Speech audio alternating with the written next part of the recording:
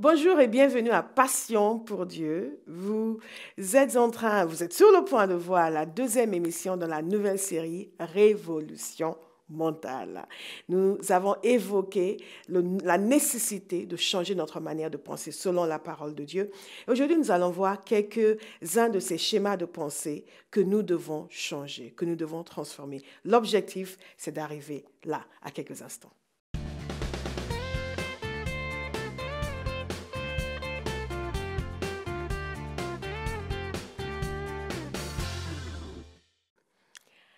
Nous allons voir une partie très importante de cet enseignement sur les pensées. C'est dans Matthieu chapitre 15. Je voudrais que vous regardiez avec moi dans Matthieu chapitre 15, au verset 18, c'est Jésus qui parle. Jésus dit ceci, mais ce qui sort de la bouche vient du cœur. Il y a des gens qui sont venus poser des questions à Jésus sur le péché. Et sur ce qui suit un individu, sur la nourriture, ce qu'il faut manger, ce qu'il ne faut pas manger, ce qui constitue un péché ou pas, etc. Et Jésus leur explique qu'en fait tout cela n'a pas d'importance et il continue. Et c'est ce qu'il a dit par la suite qui nous intéresse, on n'a pas lu la première partie. Mais ce qui sort de la bouche vient du cœur et c'est ce qui suit l'homme. Car c'est du cœur que viennent les mauvaises pensées. Aïe, Jésus a parlé de mauvaises pensées, les meurtres, les adultères, les impudicités, les vols, les faux témoignages, les calomnies. Ce que nous voyons ici, c'est que la parole de Dieu nous invite à changer notre manière de penser. La parole de Dieu nous invite à garder nos cœurs plus que toute autre chose, à faire attention à ce que nous pensons parce que nos vies sont conduites par nos pensées. C'est ce que dit la Bible, mais aujourd'hui, c'est ce que les scientifiques vous diront également. Que notre manière de penser a un impact sur nos vies. Notre manière de penser a un impact sur notre santé. Notre manière de penser a un impact sur les décisions que nous prenons. Les décisions que nous prenons ont un impact sur les choix que nous faisons, sur la vie que nous menons, sur ce qui nous arrive dans la vie. Tout cela est lié, ça commence avec la pensée. La sagesse extraordinaire et infinie de Dieu. Alors que tout cela n'était pas connu par la science, Dieu le savait. Dieu nous a dit, oh, faites attention à ce que vous pensez. Et en tant qu'enfant de Dieu, si vous voulez vivre la vie à laquelle Dieu vous destine, vous allez devoir faire attention à votre manière de penser et travailler pour changer votre manière de penser. Nous avons 3 catégories de pensée en général. Il y a ce que vous pensez de vous-même, infiniment important. Ce que vous pensez de Dieu, et c'est ce qu'il y a de plus important, et ce que vous pensez des autres. Et par extension, ce que vous pensez de la société dans laquelle vous vivez, ce que vous pensez de vous-même, ce que vous pensez de Dieu et ce que vous pensez des autres. Dans ces 3 catégories de pensée, ce que Dieu veut, c'est que nos pensées soient identiques à la sienne, que nous le voyons tel qu'il est, tel qu'il se voit, que nous voyons tel que lui nous voit et que nous voyons les autres tel que lui les voit. C'est tout un programme et c'est extraordinaire. Et c'est l'aventure de toute une vie. Donc nos pensées sont de toutes sortes. Et nous allons voir par la suite différentes catégories de pensées. Il y a des pensées qui viennent sur la base d'un contact. Nos pensées sont le résultat d'une stimulation extérieure, soit par les yeux, par nos 5 sens en fait. Les pensées sont produites à travers une stimulation provoquée par le contact de nos sens. Nous avons plus que 5 sens, mais nous allons voir cela dans plus de détails plus tard. De nos sens avec le monde extérieur. Cela provoque une réaction, cela provoque une pensée.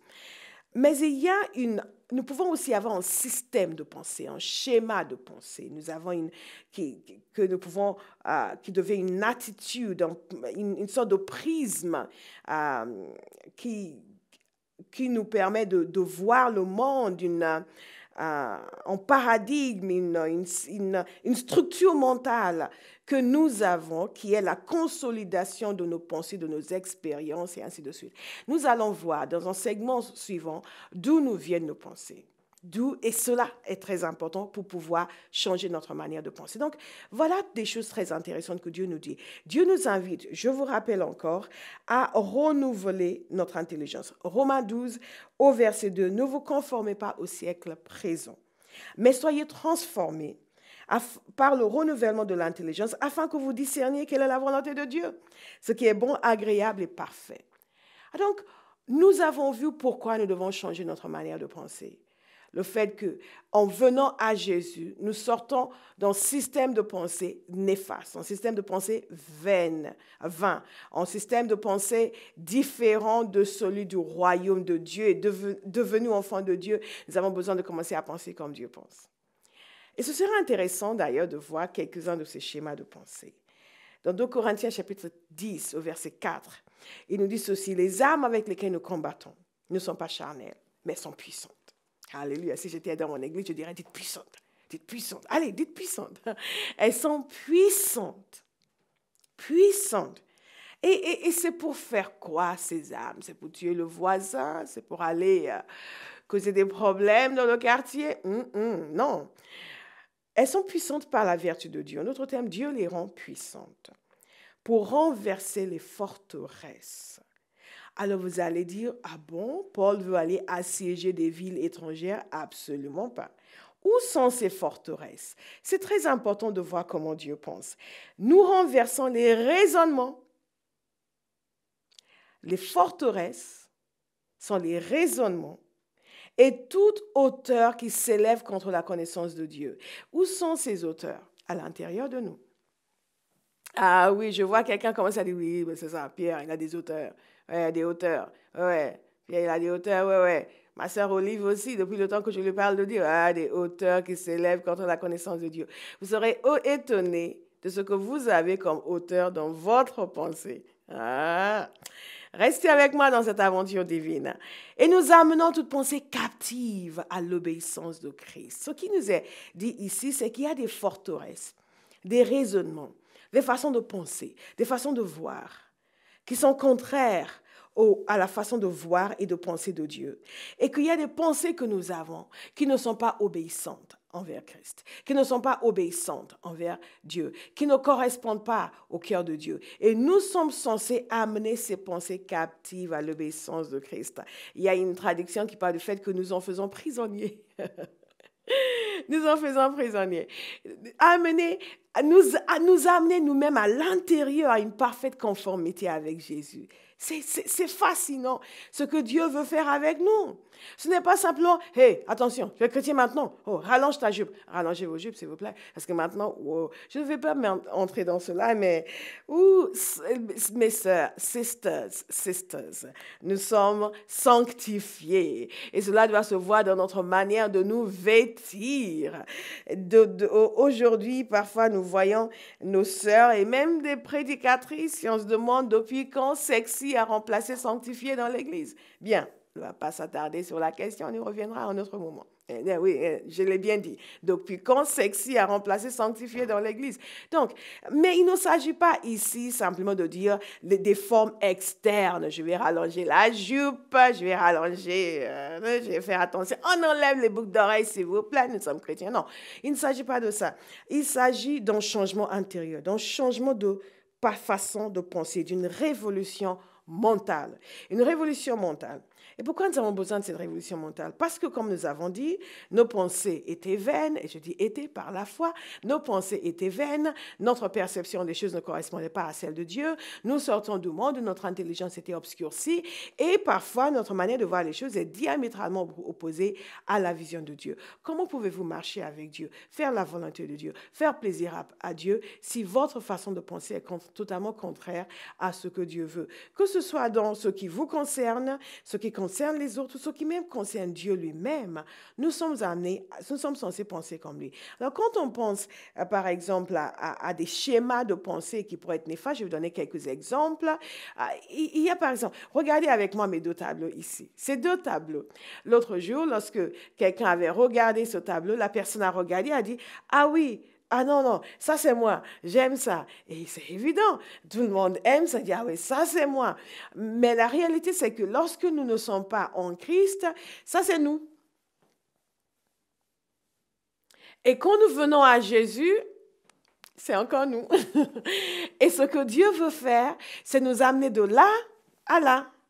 Ce que Jésus veut faire, c'est nous séduire, nous permettre de voir à quel point les choses de Dieu sont merveilleuses, la vision de Dieu est merveilleuse, et donc nous amener à progressivement renouveler notre intelligence, révolutionner notre manière de penser pour que notre manière de penser change, qu'elle cesse d'être ceci et qu'elle devienne ceci, n'est-ce pas?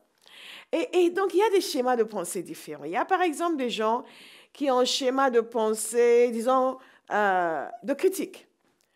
Et tout le temps. Quel que soit ce qui se passe, ils ont toujours une attitude de jugement. Ils ont toujours une attitude de jugement, toujours prompt à attaquer, toujours prompt à condamner. Et ça leur vient instinctivement. Ils voient la personne, oh, dis donc, il y a des gens ici, ils ne savent pas s'habiller. Il y a des gens ici. N'importe quelle situation, toujours une parole critique. La parole de Dieu nous dit dans Matthieu 7, au verset 1, ne jugez point afin que vous ne soyez point jugés. Dans Romains 14, verset 10, mais toi, pourquoi juges-tu ton frère? Hein? Ou toi, pourquoi méprises-tu ton frère? Toi. Mais parce que j'aime faire cela parce que souvent les gens, ils pensent que quand ils lisent la Bible, c'est, mais toi, pourquoi juges-tu ton frère? Ou toi, pourquoi méprises-tu ton frère? Puisque nous comparaîtrons tous devant le tribunal de Dieu. Amen. Non, non, non, non, non, non, non, non, non, non. Là, il nous a dit, mais toi, pourquoi juges-tu ton frère? Oui, toi. Pourquoi? Pourquoi méprises-tu ton frère? Vous vous sentez visé, oui, c'est vous. Donc, la parole de Dieu est censée nous toucher. Et parfois, lorsque les gens prêchent, il y a des gens qui sont dans la salle. C'est de moi qu'elle parle. Et en général, je leur dis, oui, c'est de vous que je parle. Il vaut mieux que vous vous sentiez visé et que votre vie soit transformée. Pourquoi mépriser ton frère? C'est déjà un avertissement pour nous dire, non, non, non, ce schéma de pensée de critique n'est pas de Dieu. Un autre schéma de pensée que nous pouvons relever ici, c'est le schéma de la peur, la crainte. Regardez, la crainte, la peur. La peur, l'angoisse, l'inquiétude. Il y a des gens qui sont angoissés, non-stop. Quel que soit ce qui se passe là, vous pouvez leur dire quelque chose de bien et tout de suite, ils ont peur de ce qui risque de se passer, de ce qui pourrait arriver. Et leurs réactions sont déterminées par cette peur et des pensées de peur qui oppriment les gens. Les gens, parfois, n'osent même pas faire les choses que Dieu leur demande de faire, saisir les occasions qui leur sont données parce qu'ils ont peur. Et par la suite, nous allons voir dans plus de détails l'impact de ces schémas de pensée sur la vie des gens. Et 2 Timothée 1,7 nous dit, ce n'est pas un esprit de timidité. Et ce mot timidité peut être traduit par crainte et par peur que Dieu nous a donné, mais un esprit de force, d'amour et de sagesse. Regardez, force. Quand nous commençons à changer notre manière de penser, qu'est-ce qui se passe? Au lieu de la crainte, nous avons la force, la victoire, la maîtrise, la force, le courage, la victoire, la capacité. C'est extraordinaire. Nous échangeons l'un contre l'autre. Révolution mentale, le renouvellement de notre intelligence. Qu'est-ce que nous pouvons voir aussi comme schéma de pensée? Je vous donne juste quelques exemples ici pour que nous puissions comprendre que ce sont des choses concrètes. Et ces choses concrètes, si nous ne les gérons pas, vont nous empêcher d'avoir la pensée de Dieu, vont nous empêcher de vivre la vie de Dieu, vont nous empêcher de vivre la justice, la paix et la joie dans le Saint-Esprit.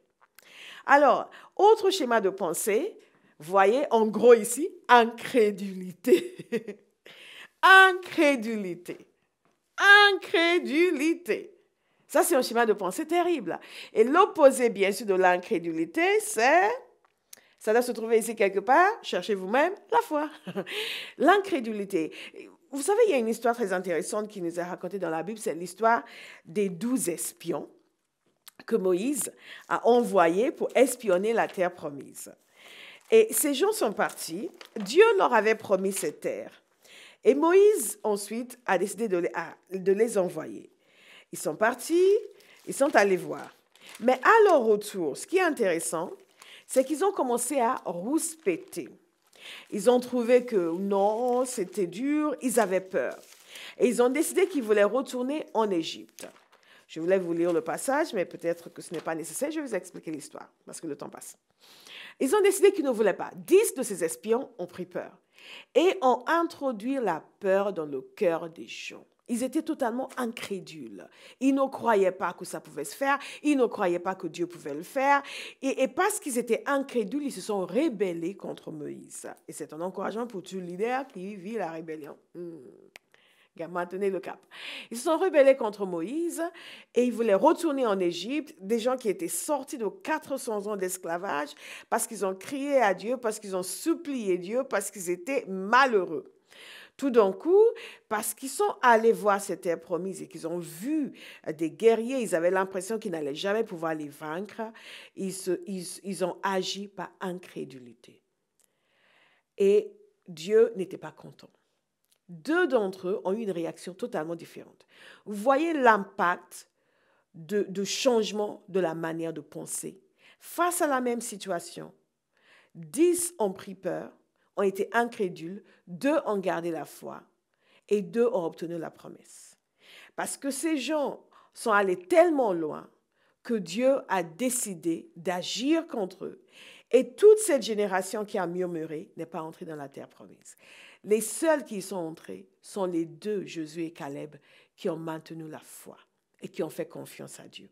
Vous savez, chaque jour, les enfants de Dieu, parce qu'ils ne changent pas leur façon de penser, parce qu'ils réagissent avec des pensées incrédules face aux circonstances de la vie et face aux promesses de Dieu, passent à côté de ce que Dieu a pour leur vie. Et pleurnichent, se demandent qu'est-ce qui se passe, je ne comprends pas, pourtant Dieu a promis, mais est-ce que tu as réagi dans la foi où tu as été incrédule? Dieu ne fait pas malgré nous, il fait avec nous. Et quand nous devenons enfants de Dieu, il y a un potentiel de Dieu extraordinaire qui est à l'intérieur de nous, une capacité d'action que Dieu met en nous, mais nous devons changer notre manière de penser pour pouvoir coopérer avec lui.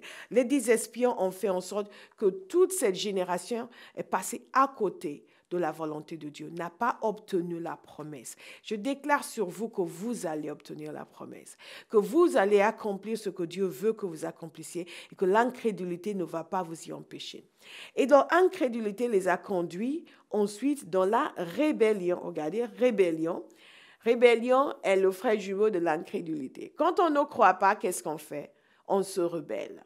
On dit, ah non, non, non, non. Dieu dit, nous on dit, ah, le contraire. Nos leaders disent, nous on dit le contraire.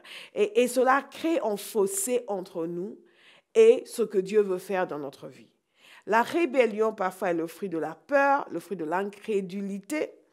Et l'incrédulité est due tout simplement au fait que nous avons choisi de ne pas écouter ce que Dieu veut que nous sachions. Quand nous allons parler du processus de renouvellement de l'intelligence, vous allez voir à quel point ces choses sont importantes. Incrédulité, rébellion, des pensées d'échec, de négativité. Vous voyez, il y a échec ici quelque part aussi. Tiens, c'est un très bon jeu. Cherchez vous-même au fur et à mesure que je donne le nom. Vous allez regarder et vous allez chercher. Donc, il y a échec ici quelque part. Et les pensées d'échec aussi, souvent, hantent les gens.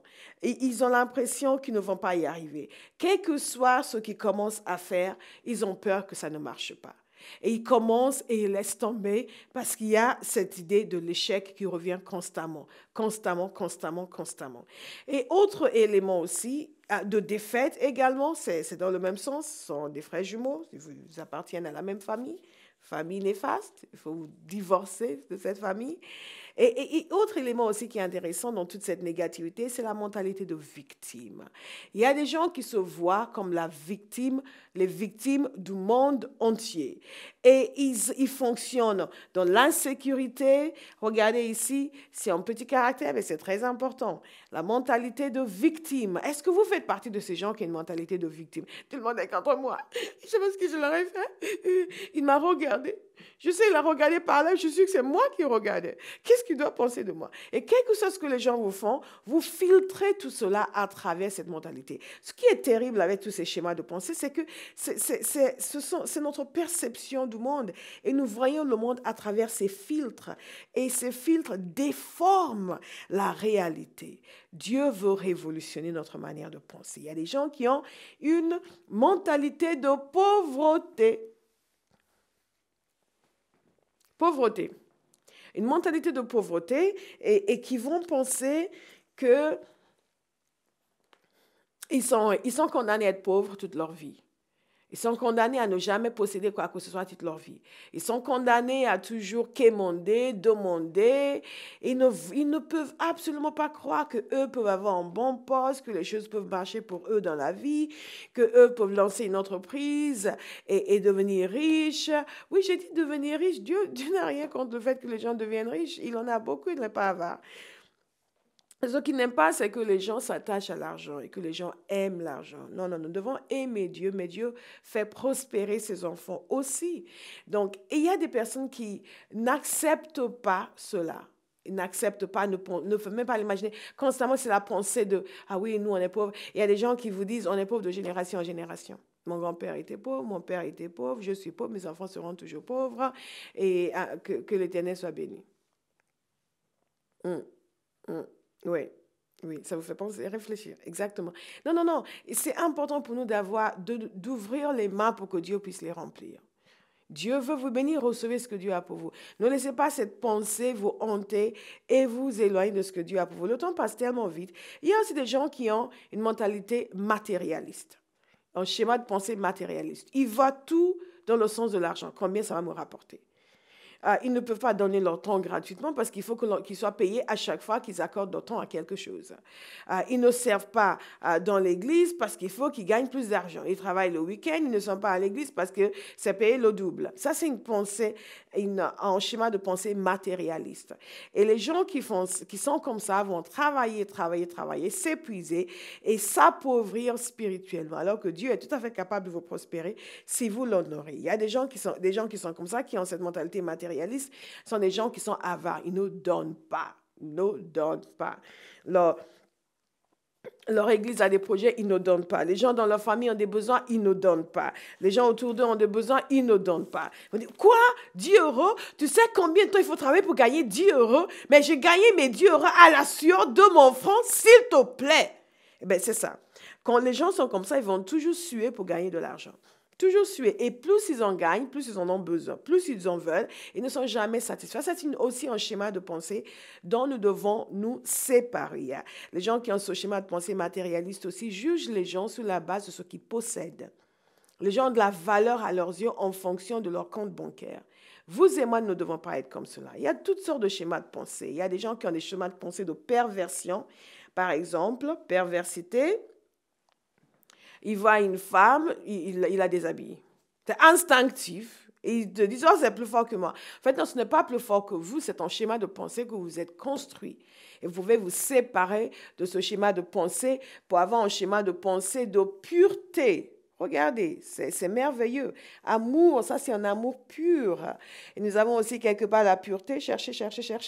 Et un schéma de pensée de pureté, voilà. Le schéma de pensée où, comme l'apôtre Paul a écrit à Timothée, les hommes sont des frères, les femmes sont des sœurs, et tout est dans la pureté. Et c'est possible de changer le schéma de pensée. On a parlé de l'anxiété, de la confusion, la parole de Dieu nous dit dans Philippiens, chapitre 4, ne vous inquiétez de rien.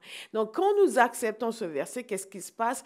Nous passons de l'inquiétude, vous voyez, nous passons à la paix, nous passons à la joie. Vous voyez la joie, la paix, la foi, de bonnes choses.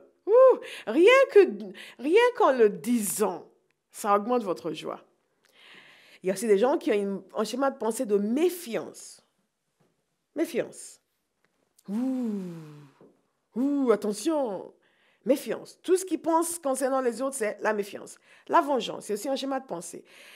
Toujours ce désir de se venger. Et à chaque fois que vous pensez que il m'a fait ça, et les gens vous disent, waouh, regarde Béatrice comme elle est jolie. Ouais, elle est jolie, mais en 2005, elle m'avait dit un truc, j'ai jamais oublié. Schéma de pensée de méfiance, schéma de pensée de vengeance, schéma de pensée d'hypocrisie. Voilà l'hypocrisie. Oh, l'hypocrisie. Sister! Oh, tes cheveux sont jolis. L'hypocrisie, la fausse doctrine, la fausse spiritualité. Colossiens 2, verset 16 dit ceci. Oh, si vous pouviez supporter de ma part un peu de folie, mais vous me supportez. Car je suis jaloux de vous d'une jalousie de Dieu, parce que je vous ai fiancé à un seul époux. pour vous présenter à Christ comme une vierge pure. Toutefois, de même que le serpent séduisit Ève par sa ruse, écoutez, je crains que vos pensées ne se corrompent et ne se détournent de la simplicité à l'égard de Christ. Il y a beaucoup de doctrines aujourd'hui qui circulent, qui nous détournent de la simplicité à l'égard de Christ, qui nous ajoutent des éléments de la loi qui ne correspondent plus à la nouvelle alliance, et les gens ont la tête pleine de doctrines. Vous leur parlez de Jésus. Oui, mais et qu'en est-il du bélier? Oui, et qu'en est-il du sabbat? Et oui, et qu'en est-il de ceci? Et oui, et qu'en est-il de cela? Et la simplicité de Jésus disparaît. Il y a des pensées d'insécurité et d'infériorité aussi qui peuvent hanter les gens. Et je veux attirer votre attention particulièrement sur l'insécurité. L'insécurité et l'infériorité. L'insécurité et l'infériorité. Regardez ici l'insécurité, l'infériorité, là, en tout petit, mais c'est un gros morceau. Pensez-y. L'insécurité et l'infériorité, dans nos pensées, toutes les deux sont responsables d'une grande partie de nos difficultés. Nous voyons le monde à travers ces filtres d'insécurité, nos réactions, nos attitudes dans des situations envers les gens pour nous protéger, pour nous couvrir, pour assurer nos arrières et ainsi de suite. Et tout cela parce que nous manquons de confiance en Dieu. Confiance, confiance, confiance, confiance, confiance. Je sais que chez vous, vous êtes en train de dire, c'est là, c'est là, c'est là. Confiance, confiance, confiance. Confiance, confiance, confiance, confiance, confiance, confiance. Nous manquons de confiance en Dieu. Nous devons avoir confiance en Dieu et croire que Dieu veille sur nous. Dieu s'occupe de vous. Mettez-vous entre ses mains. Décidez aujourd'hui avec moi que nous voulons changer notre manière de penser parce que nous voulons connaître la volonté de Dieu. Nous ne voulons pas que toutes ces choses nous bloquent. Le matérialisme, la critique, la pauvreté, la rébellion, l'inquiétude, l'insécurité, la mentalité de victime, la destruction, les fantasmes, des pensées immorales, les pensées de jugement, la cupidité, l'infériorité, la timidité, l'orgueil. Ah oui, l'orgueil, la duplicité, le mensonge, la perversité, le sentiment de l'impossible. Ça, c'est très important, ce qu'on appelle en anglais impossibility thinking, toujours penser que les choses sont impossibles, impossibles, impossibles, impossibles, toujours voir des montagnes qui ne peuvent être abattues, ah oui, mais c'est pas possible, ah oui, mais je ne sais pas, ah oui, mais je n'arrive pas. Dieu va changer tout ça. Et c'est ça qu'il veut nous donner. Je vais vous encourager à faire ce voyage avec moi parce que nous allons voir des choses fascinantes. Et c'est ça que nous voulons. Partons en aventure ensemble. C'est là où nous voulons arriver. Et au fur et à mesure que nous sommes transformés, que nous sommes révolutionnés mentalement, que nous commençons à avoir ces pensées, ça c'est les pensées. La confiance, ce sont les pensées de Dieu. C'est comme ça que Dieu pense et c'est comme ça que vous et moi nous allons penser. Que Dieu vous bénisse. Et nous allons nous revoir prochainement.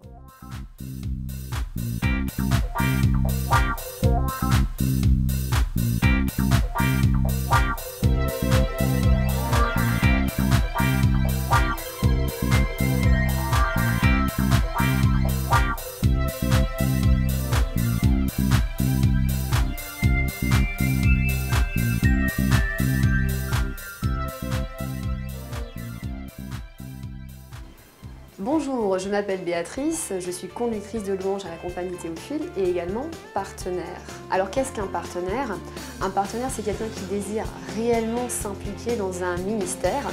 Et vous aussi, vous souhaitez peut-être vous impliquer dans le ministère de la compagnie Théophile. Vous pouvez être partenaire de prière, en vous engageant à prier régulièrement pour Pasteur Bola et toute son équipe.